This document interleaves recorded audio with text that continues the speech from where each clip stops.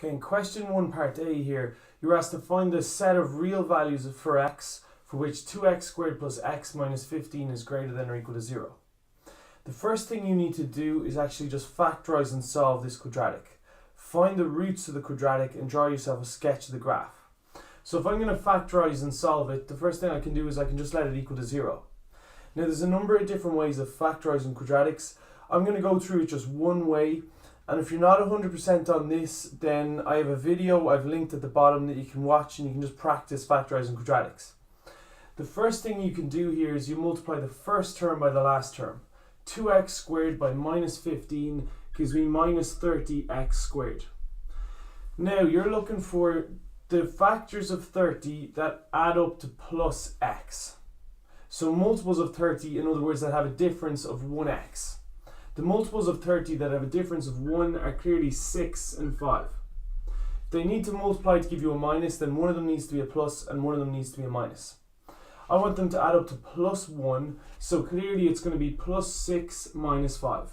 Plus 6 minus 5 adds up to plus 1, but if you multiplied plus 6x by minus 5x, you'd get minus 30x. Once you've got that, you can now rewrite your quadratic. The first term stays the exact same, and the last term stays the exact same. But instead of putting in a plus 1x in the middle, instead you're going to put in these two terms. You're going to put in plus 6x minus 5x. Because when you think about it, plus 6x minus 5x, they add up to 1x anyway. So it's the same thing, I'm just writing it in a different way. And now we're just factorizing by grouping. Now you just need to factorize the first two, factorize the second two.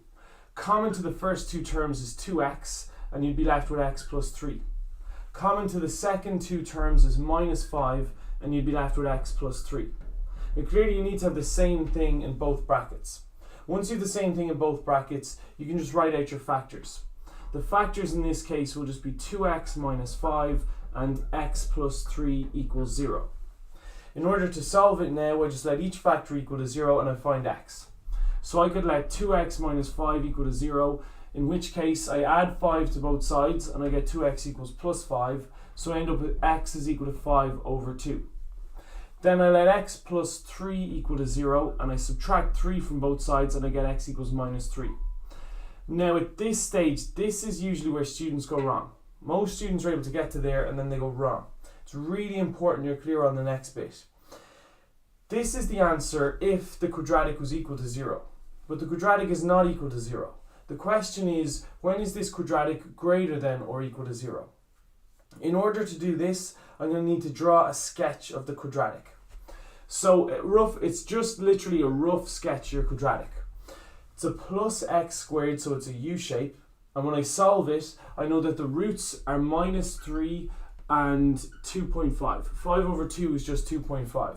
So again, it's just a rough sketch. I know that roughly one of the roots is here and one of the roots is there. It's a U shape, so I can sketch my graph and it looks like that.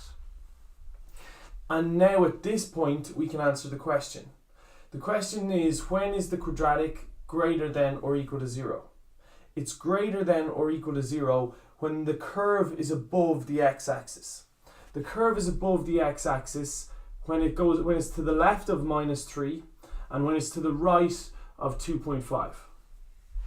Now you have to be really clear here, that's two different regions. If it's two different regions, you have to give two different answers. To describe the set of values that are to the left of minus 3, I would say that x is less than or equal to minus 3. When x is less than or equal to minus 3, in other words to the left of minus 3, the curve is above the x-axis. The other region is when x is to the right of 2.5. Or in other words, when x is greater than or equal to 5 over 2 or 2.5. To the right of 2.5, the curve is above the x-axis. So you get the full marks there for these two answers. In part B here, it asks me to show that a is greater than 2 root ab minus b, where a and b are real. So you should look at this and realize that your immediate complication is the presence of the square root. Obviously, if there's a square root, in order to eliminate it, we need to square both sides. So probably your initial inclination would be to square both sides. But if you square both sides at the moment, you're going to have a nightmare. If you end up squaring this, you'd have to square the right hand side as double brackets, and you'd end up with surds in the middle. So if you tried to multiply that bracket by itself, you wouldn't actually eliminate your square root. So you should identify that you do need to eliminate your square root, but you can't do it yet. The first thing you have to do is you have to isolate the term with the square root in it. So what you should do is add b to both sides. And you get a plus b is greater than or equal to 2 root ab. Now you've isolated your surd, and at this stage you want to square both sides to eliminate your square root. If you square the left hand side, you get a squared plus 2ab plus b squared. If you square the right hand side, 2 by 2 is 4, and root ab by root ab just gives me ab. And now at least I've eliminated my immediate complication, which was the square root. You should recognize that in any of these questions, you're always going to end up with everything on one side and you need to get it squared. So what you want to do now is bring your 4ab across. Clearly what you need to do is subtract 4ab from both sides. And if you do that, and I simplify it fully, you end up with a squared minus 2ab plus b squared. Once you have that, you should recognize that a squared minus 2ab plus b squared is a minus b to be squared. And I know for a fact that a minus b to be squared is greater than or equal to 0. I can just say that that one is true. But don't forget, you have to justify it by saying that any real number to be squared is greater than or equal to 0. And that gives you the full marks for that part of the question. In question 2 part A, we're asked to find the range of values of x for which the absolute value of x minus 4 is greater than or equal to 2. Now, in the leave insert, you have two different ways of eliminating your absolute value signs. You could square both sides, or you could just take it as a plus or a minus. When you're dealing with inequalities, it is always easier to just square both sides. So what I've decided to do here to eliminate my modulus, I'm just squaring the left hand side and squaring the right hand side. X minus 4 squared works out as x squared minus 8x plus 16, and obviously 2 squared is just 4. If you bring everything to one side, you've got a quadratic. You'll notice in this line I have an inequality, and the next line I've just ignored my inequality. I introduce an equals because I want to solve the quadratic. You can factorize it using whatever method that you're able to do it with. The factors in this case are x minus 6 times x minus 2. And if you solve it, you get the roots are x equals 6 and x equals 2. Once I've solved the quadratic, I can now draw a sketch of my curve. Clearly it's a plus x squared again, so that means it's a U shape. So I know it looks something like that. Go back to the last point where you had an inequality. The last line I had in inequality was this one. And this line reads as, when is this quadratic greater than or equal to 0? So it's the same scenario as we had in the first part of question 1. The quadratic is greater than or equal to 0 when it's above the x-axis. It's above the x-axis to the left of 2 and to the right of 6. Once again, that's two separate regions, which means you need to give them two separate answers. To the left of 2 are numbers that are smaller than 2, or in other words, x will be less than or equal to 2. To the right of 6 are numbers that are bigger than 6, or in other words, x will be greater than or equal to 6. And there are your two answers to get your full marks for this part. In part B, we're asked to solve the inequality 2x minus 3 over x plus 2 is greater than or equal to 3. You should recognize this as the special case. In the special case, you need to multiply both sides by the denominator to be squared. You need to multiply both sides by x plus 2 to be squared. So multiply the left and the right by x plus 2 to be squared. And then you should notice here that you have an x plus 2 on the bottom of the left hand side, which will cancel with one of the x plus 2's on the top. So on the left, you just have x plus 2 times 2x minus 3. While on the right, you need to multiply x plus 2 by itself and then by 3. If you multiply that out, we'll get a quadratic equation. We factorize and solve the quadratic, draw a sketch of our curve, and then highlight the relevant regions. So if we multiply out the left hand side, it simplifies down to 2x squared plus x minus 6. If you multiply out the right hand side, you get 3x squared plus 12x plus 12. Obviously at this point we've x squareds, we've x's and we've numbers, so we have a quadratic equation. I moved everything to the right hand side, and my quadratic ends up as x squared plus 11x plus 18 is less than or equal to 0. At that point I decided to change my inequality to an equals, factorize it and solve it. When I solved it, my two answers were x equals minus 9 and x equals minus 2. But they're not the answers to this. They're the answers if the quadratic is equal to 0. I've been asked, when is this quadratic less than or equal to 0? So in order to identify this region, I need to draw a sketch. Again, it's a plus x squared, so I know it's a U-shape. It intersects at minus 9 and it intersects at minus 2. This one is different from the ones we've done previously, because this one reads as, when is the quadratic less than or equal to 0? The quadratic is less than or equal to 0 when it's below the x-axis. So this time we're talking about the region between minus 9 and minus 2. We're talking about the region between the two roots. So this time that's only one region, so I only give them one answer. I need to describe all the values between minus 9 and minus 2. I can say that all the values between minus 9 and minus 2, x is greater than or equal to minus 9 and less than or equal to minus 2. Now your inclination there would be to say less than or equal to straight away, but you should realize from the question x cannot be equal to minus 2. So you have to eliminate the equal to there. And your final answer is just x is greater than or equal to minus 9 but less than minus 2. In the leave insert, they don't have to tell you that x can't be equal to minus 2. You should have been able to deduce that from the question. The bottom of the fraction was x plus 2. If I subbed in x equals minus 2, the bottom of this fraction becomes a 0. And a 0 on the bottom of a fraction is undefined. You're not allowed to have a 0 on the bottom of a fraction. So there has been exam questions where they didn't tell you x can't be equal to minus 2. You just had to deduce it. You just had to look at the question and know immediately that, oh, x can't be equal to minus 2. So when you get to your value, you eliminate it. Either way, you get your full marks in this question for that. Okay, in the third question here, you're given a diagram of f of x, which is the modulus of x minus 3, and g of x, which is equal to 2. G of x is just a straight line, and my modulus is in the shape of a v. We're asked to use this information to find the coordinates of A, B, C and D. Now it really doesn't matter what order we do this one in, but I feel like the easiest thing to do here is to find the points where it crosses the axes first. So the first point I want to find is the coordinates of the point C. Clearly I know that C is on the x-axis.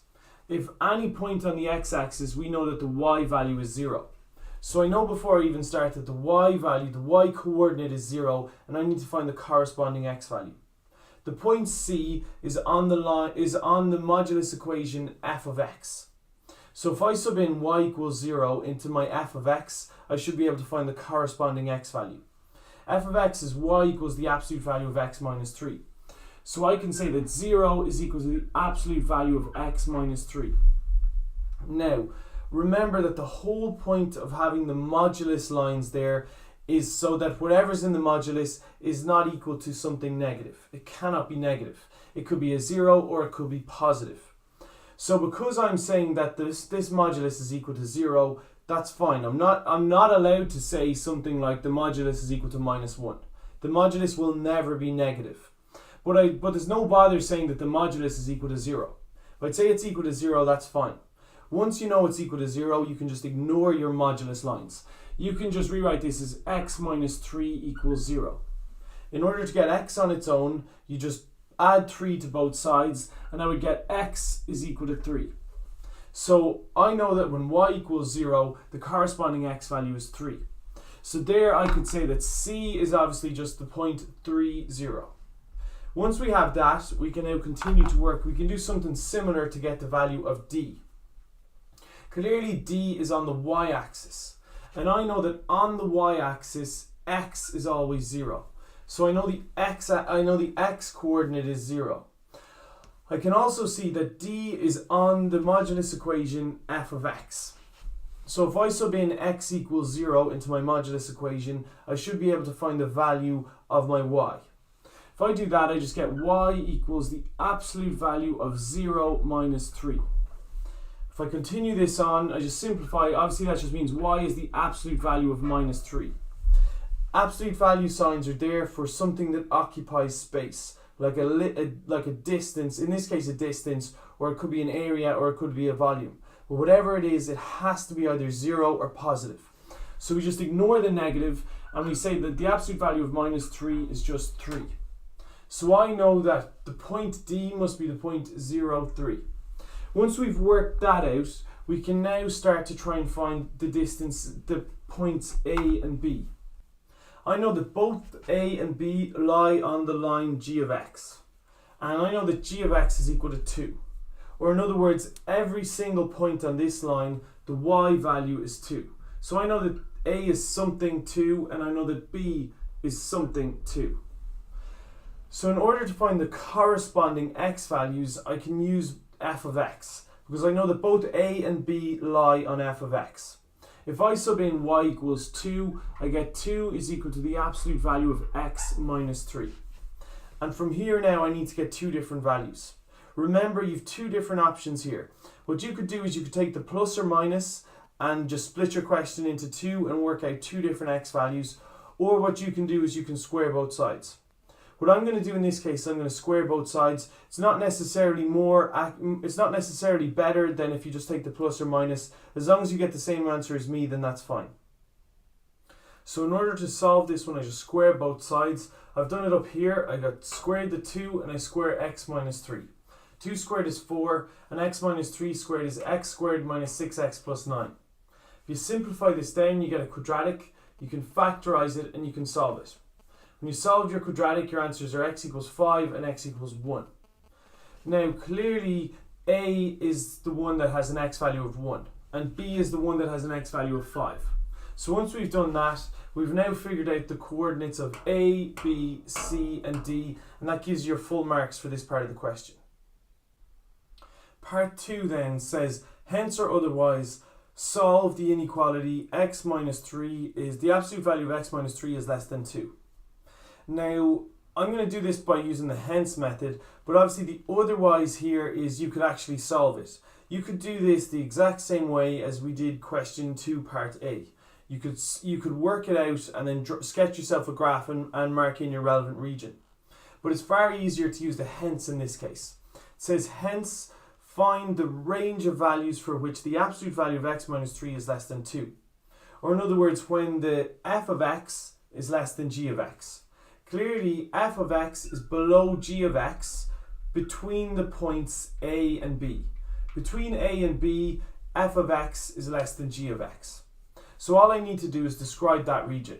I know that at A the x value is 1 and at B the x value is 5. So when the x value is between 5 and 1, I know that f of x is less than g of x. So that's all you had to write down for that one. When x is between 1 and 5, or when x is greater than 1 and less than 5, then f of x is less than g of x. So as you can see, Miss Kyogen is really good at the alphabet. And after question 3 part B, we now have question 3 part B again.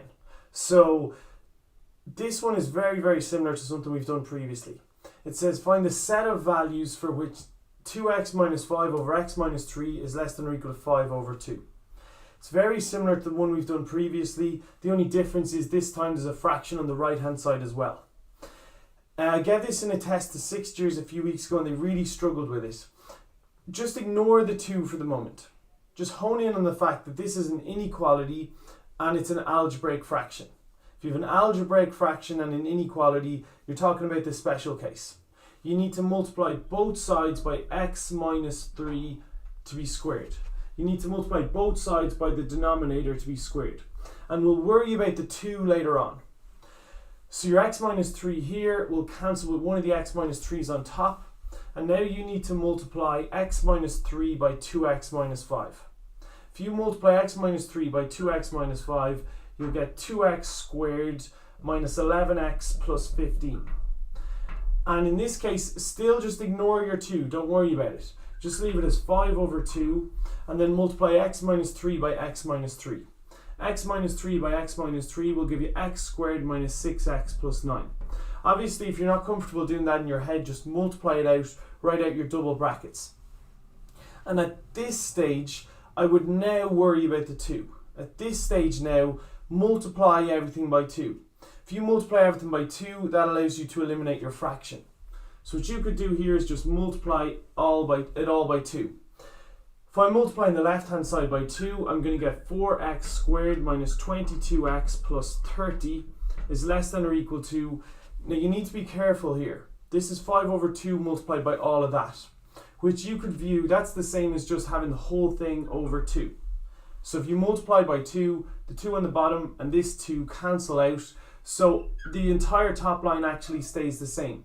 And it would just be 5 by x squared is 5x squared, 5 by minus 6x is minus 30x, and 5 by 9 is 45. And now I can just move all my terms to one side, I can let it equal to 0, I can factorize it, I can solve it, and I can draw a sketch of my graph. So if we move everything to one side, we just get x squared minus 8x plus 15. If we factorize and then solve it, we get x equals 5 and x equals 3. So they're the roots, they're the answers if there was an equals here. But there's no equals here. Instead of an equals, I had an inequality. The question is actually, when is the quadratic greater than or equal to 0? And in order to determine that, we need to draw a sketch. It's a plus x squared, which means I know that it's a U-shape. And it intersects the x-axis at 3 and 5. So that's roughly, all you need is a sketch. So roughly that looks like my graph. And I've been asked, when is this quadratic greater than or equal to 0? Just go back to the last line you had an inequality and read it off. Greater than or equal to 0 is when the curve is above the x-axis. So in this case, it's above the x-axis when it's to the left of 3 and when it's to the right of 5. So let's deal with to the right of 5 first of all. To describe the values to the right of 5, I would say that x is greater than or equal to 5. Obviously to the right of 5, we're talking about numbers bigger than 5. To describe the values to the left of 3, we need to say that x is less than 3. I cannot put in a less than or equal to 3 in that case, because look at the denominator from your original fraction, x minus 3. X cannot be equal to 3 in this scenario. If I said that x could be equal to 3, this would be 3 minus 3, which is a 0, and a 0 on the bottom of a fraction is undefined. So your final answer in that case is x is greater than or equal to 5 and x is less than 3. Okay, in question 4 part A, we're asked to show that a squared plus 16 plus b squared is greater than or equal to 2ab. So again, you should recognize this as your abstract inequalities. And there's no immediate complication, there's no fraction, there's no surd, there's nothing particularly complicated, which means you should just bring everything to one side. So I subtracted 2ab from both sides, and I get a squared minus 2ab plus b squared plus 16. You should recognize a squared minus 2ab plus b squared is a minus b to be squared. And you can rewrite 16 as 4 squared, but you actually don't have to. 16 is obviously positive. 16 is a positive number. No one's going to be able to argue with you that 16 is negative. So you didn't actually have to write that as 4 squared, but just, I suppose, just for the sake of having everything in the same form, we can write it as 4 squared. Once we have it like this, we can say that it's true because any real number to be squared is greater than or equal to 0. So I hope you're happy enough and that explained all of it. For the extension question, I'm going to link down below me. That's from a Leaving Cert exam paper, so that's part A of question 1, so you can just watch the start of that video. And for anyone struggling with quadratics, I'm going to link below that as well a video of just factorizing 10 or 15 quadratics.